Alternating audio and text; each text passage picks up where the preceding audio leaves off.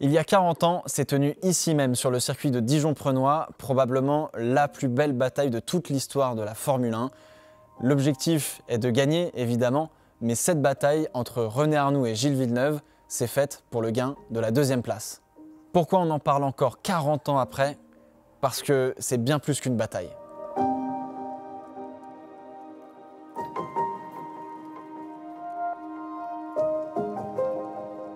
La Formule 1 dans la fin des années 70 voit l'apparition des fameuses wing cars. Ce sont des voitures dont le dessous est en forme d'aile d'avion inversée, générant ainsi énormément d'appui aérodynamique. La Lotus 78 est considérée comme étant la première F1 dite wing car. Petit à petit, toutes les autres écuries copient et s'approprient ce concept aérodynamique. Mais il y a une autre révolution qui est en train de se jouer et qui va façonner la prochaine décennie en termes d'ingénierie, le moteur turbo. Renault entre en Formule 1 en 1977 avec un concept totalement révolutionnaire et même fou pour l'époque, faire un petit moteur V6 avec un turbo pour rouler contre les énormes et surpuissants V8 et V12 atmosphériques. Les Anglais et le monde de la F1 les surnomment les théières jaunes, car les moteurs cassent souvent et laissent échapper un panache de fumée blanche. Bref, 77 et 78 confirment ce que tout le monde savait déjà, c'est ridicule de venir avec un petit moteur et un turbo pour être compétitif. Ferrari vient de se faire battre par le génie de Colin Chapman et Lotus au constructeur en 1978 et doit prendre sa revanche avec Jody Scheckter et un jeune pilote très rapide et prometteur qui dispute sa troisième saison de Formule 1 en 1979, Gilles Villeneuve. La lutte du début de saison oppose les Ligier Ford de Laffite et de Paillet aux Ferrari de Scheckter et Villeneuve, mais pointe le bout de son nez une voiture jaune que l'on n'avait pas l'habitude de voir devant et dont la deuxième version, la RS10, va verrouiller la première ligne de la grille de départ du Grand Prix de France 1979, Renault. Les Renault partent en première ligne mais loupent le départ. Villeneuve jaillit et prend la tête pendant que Arnoux sombre au classement. Villeneuve tient la tête en pilotant à la limite, demandant beaucoup aux pneus et aux freins de sa Ferrari qui souffre. Finalement, Jabouille reprend la tête de la course et s'échappe. Pendant ce temps, René Arnoux remonte dans le peloton et prend en cible Villeneuve dans les derniers tours. On arrive dans les derniers des 80 tours prévus sur ce Grand Prix de France 1979 et René Arnoux est en train de remonter très vite sur Gilles Villeneuve pour tenter d'aller chercher un doublé historique pour Renault, puisque Renault peut gagner en France avec une technologie toute nouvelle qui est donc les moteurs biturbo dont tout le monde riait quelques mois plus tôt. Villeneuve, de plus en plus en difficulté avec sa voiture, commence à bloquer de plus en plus souvent les roues. Il allume ses pneus, comme on dit, dans l'entame des 4 derniers tours. Première attaque à l'aspiration de René Arnoux. Il se décale pour tenter un freinage. À l'époque, ça ne se fait pas trop de bloquer ou de fermer la porte. Si tu veux passer, il faudra que tu freines vraiment plus tard que moi. Côte à côte, quelques centimètres seulement les séparent, ils sont littéralement roue contre roue et ils entrent dans ce virage 1 du circuit de Dijon-Prenois. Avantage René Arnoux qui est à la corde et qui passe devant. Il creuse l'écart avant la ligne droite des stands, mais le V12 atmosphérique de la Ferrari refait son retard et au tout dernier moment, le Canadien fait ce que l'on appelle communément aujourd'hui un dive bomb, se jeter littéralement à l'intérieur d'un coup sec pour surprendre son adversaire.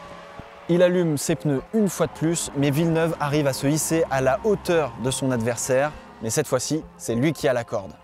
Le Canadien passe de manière magistrale, à la limite, mais dans la limite de la sécurité, comme le dirait Didier Pironi, autre pilote français et ami du Canadien. Tout est à refaire pour René Arnoux.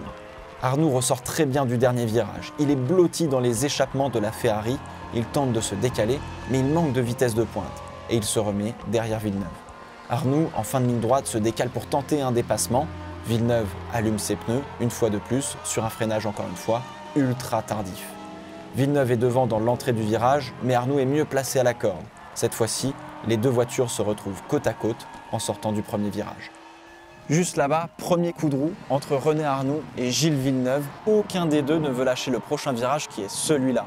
Arnoux est à l'extérieur et il est obligé de court-circuiter le prochain virage, le virage d'après. Et donc Gilles Villeneuve va pouvoir le recroiser une fois que Arnoux va revenir sur la piste.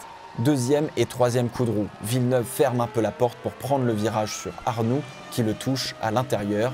Les voitures glissent des 4 roues. Arnoux repasse. Villeneuve retente un ultime freinage totalement à l'intérieur et repasse devant pour la dernière fois. Pourquoi la bataille est aussi épique et pourquoi on en parle encore 40 ans après? Parce que visuellement et parce qu'en sachant que René Arnoux et Gilles Villeneuve sont de très bons amis en dehors de la piste, Les coups de roue se transforment en caresses et que quelque part, c'est comme s'ils avaient répété un spectacle avant de se produire sur cette piste. C'est la définition même de se tirer la bourre. Vous êtes deux sur la même longueur d'onde et sur la même limite. Les deux ne font qu'un mentalement à ce moment-là et c'est de cette manière qu'ils arrivent à jouer avec le danger. Ils ont offert des manœuvres que vous faites généralement en karting et que vous perdez finalement petit à petit au fur et à mesure que vous montez dans les catégories et que les voitures deviennent plus grosses et plus puissantes. Ce jour-là, deux âmes sœurs se sont rencontrées sur la piste pour une idylle qui aura duré quelques kilomètres. Et vous savez quoi? Tout le monde peut vivre ce genre de moment, ce genre de connexion qu'offre le sport auto. Et on est toujours à cette recherche de connexion de deux manières différentes. Soit de l'extérieur, en regardant une course, soit en la vivant au karting du coin et en se tirant la bourre avec un inconnu. Ce jour-là, malgré le danger intrinsèque du sport automobile, la peur que cela tourne au drame, ce sentiment négatif que l'on a peut-être trop souvent en ce moment dans notre époque moderne, il n'existe pas. Il est submergé par quelque chose d'autre. L'émotion positive qu'on ne peut presque jamais vraiment expliquer, que ce que l'on vit est unique, beau, dans cette fameuse zone où rien d'autre n'a d'importance à ce moment-là. Pourquoi on ne revit que très rarement ce type de bataille? Eh bien, premièrement parce que les pilotes étaient meilleurs amis dans la vie et que aussi, sous certaines conditions, des voitures permettent ce genre de bataille. Et surtout, c'est qu'à chaque fois, ce genre de bataille, c'est un concours de circonstances qui fait que les deux se sont autant croisés en piste ce jour-là. Aujourd'hui, il y a une science de la bataille en piste et les duels sont différents, comme entre Verstappen et Hamilton, où en temps normal, on a une tentative avant de ne plus pouvoir attaquer par manque de pneus et de rythme. On cherche à passer la voiture une fois, à ne pas faire de bataille, car c'est comme cela qu'on gagne une course. Il y a une science de la course qui s'est instaurée, qui est plus scientifique que chevaleresque, et oui, on est nostalgique de ne plus regarder ces pilotes comme des gentlemen chevaliers, mais de les regarder en sportifs et athlètes de très haut niveau, et loin d'être désagréable, bien au contraire. On a vécu une idylle de ce genre entre Hamilton et Alonso cette année en Hongrie. On ne l'a jamais vraiment vécu entre Vettel et Hamilton, et à Bahreïn, en 2014, quand Rosberg et Hamilton s'entendaient juste ce qu'il fallait encore, cela n'a duré au final que 4 ou 5 virages, mais quand même. Une fois les deux voitures grises stationnées, on sent la complicité de s'être tiré la bourre, d'avoir pris son pied en étant à la limite de ce que l'un et l'autre pouvaient faire. On était en présence de cette connexion.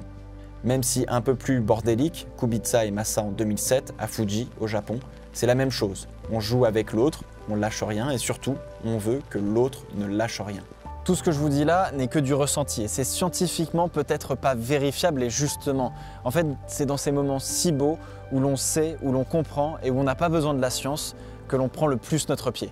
Il faut réunir beaucoup de conditions pour avoir ce genre de bataille. Leclerc, Verstappen à Silverstone en 2019, ils ne sont pas vraiment sur la même longueur d'onde. On sent qu'ils forcent, mais ça n'empêche que le spectacle est extrêmement beau.